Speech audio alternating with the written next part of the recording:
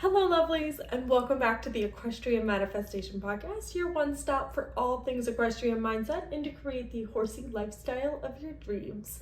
So I'm super excited to jump into today's episode. If you can't tell, I've kind of been on a kick over on the Instagram and TikTok and Pinterest, and oh my gosh, there's so many social media platforms. Anyways, if you follow me on any of them, you've probably seen that I've been on this kick of like, let's make it happen. And I'll be honest with you, I've gone through some major change. If you've listened to the last couple episodes, then you know personally my life has been a bit of a whirlwind here lately. And it sucks, but it's for the better. Hopefully you learn, you heal, you grow, you carry those people with you. But at the same time, it's also kind of that kick in the rear end from the universe to be like, hey, is it really gonna happen? So I wanted to do this episode, it won't happen, on making that hard decision and being able to move forward from it. Now, I know it's kind of similar to last week's episode, facing the change. We're like, how do we make a change and how do we make that decision? So I want you to keep that in the back of your mind as we move forward into this episode today, because I needed this kick in the rear end, and I know maybe one of you does as well. Not to call you out, but sometimes we all need it, even if it's just a swift kick from the universe. So the biggest question I want to ask you is, what will happen if you don't accomplish your goal? Now, if you've hit this point and you're like, wait a second, pump the brakes, I don't have a goal, that's okay. I've got you covered. I have an episode, it's on making smart goals, like literally SMART. You'll see it in all caps in the title. I suggest you listen to that episode first if you don't have a solid goal that you want to move forward from, or if you're like, I really want to get a good foundation before I jump into this episode. Start there, come back. This one will be here when you're ready. But for those of you who do have that goal, what would happen if you don't accomplish it? Now, let's be completely honest here. Being an equestrian is uncomfortable, to say the least. From tall boots to stiff saddles to getting your toes stepped on to trudging through the mud to those early morning shows when you're like, okay, I have the cold air up my butt. Like, how does my horse feel? It's okay, it's uncomfortable, and it's okay to find comfort in the uncomfortable, in that discomfort, especially when it comes to your goals and accomplishing your goals, because inevitably there are going to be times of discomfort. That's where the change comes from. That's where we grow. That's where we learn. That's how we become the people we want to become, is learning how to ride through the discomfort. Did you catch my pun there? It was kind of funny. But one of the most powerful things we can do is turn our can'ts into cans and our won'ts into wills. You guys sensing a theme on my last couple episodes? They're all kind of going on this same. Anyways, for those of you who don't listen to them in order, you're probably like, she sounds crazy. And you're right. Just a little bit. All of us horse girls are a little bit nutty, and it brings us all together in this wonderful, beautiful way. But like I said, my favorite question is, what will happen if you don't? Ask yourself, what will happen if you don't? Are you gonna win? Are you gonna lose? Are you going to go without? Are you going to forget? Are you going to fail? Are you going to succeed? What will happen if you don't? Just take a second to answer that. What will happen if you don't? What are those pieces that are deep within you where you're like, oh my God, if I don't do this, and I'm not saying like work stress, answering 1,000 emails, what'll happen if you don't? That personal goal, that goal I know we all have deep inside of us where you're like, I want to do this and strive for this and have this. What'll happen if you don't? What'll happen? And I know that is a hard question to answer. For me, it's a hard question to answer. I'll just be completely honest with you. If I don't, I'm scared that I left stones unturned. I'm scared that I never reached my full potential. If I don't, then who will? And those are what I hold on to when I say, what'll happen if you don't?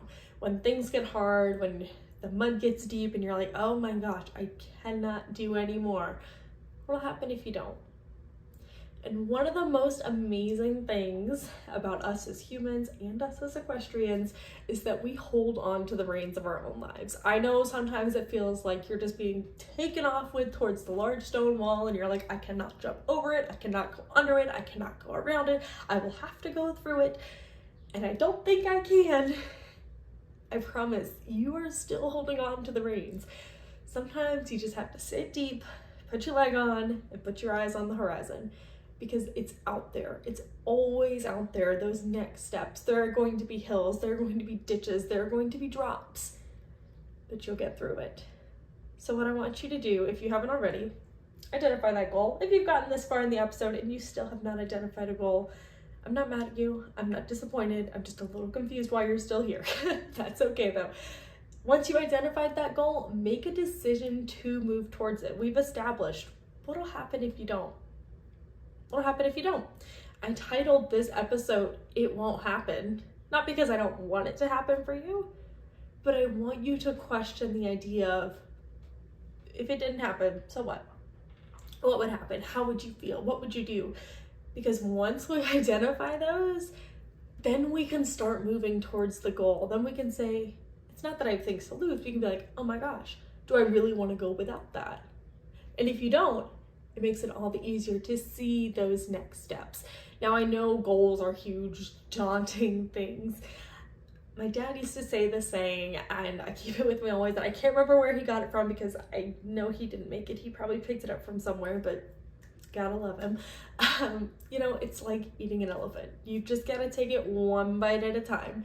So we've got our goal, and you say, okay, I don't want to go without this goal. I can do this. Let's break it up into bite-sized chunks. Say, okay, I'm just gonna use an example. For me, like, my goal is to hit a certain income level. So I say, okay, here's where I want to be for the year. What does that look like for a month? What does that look like for a week? What does that look like for a day? When you break it down that way, all of a sudden the number doesn't seem so daunting. Then you say, okay, here's where I need to be for a week. What can I do in that week to make that happen? Now for me, that's, a normal job, that's the podcast, that's growing my social media, that's building my coaching business and connecting with all of you. There's a lot of different plates here, but you know what? My goal of being an equestrian mindset coach and building that community and that togetherness and that fellowship and that idea of we can all come together as equestrians to celebrate where we are on the riding journey, I don't want to go without that. That is my what if you don't. And if I don't, then somebody pray for me, whatever you believe in.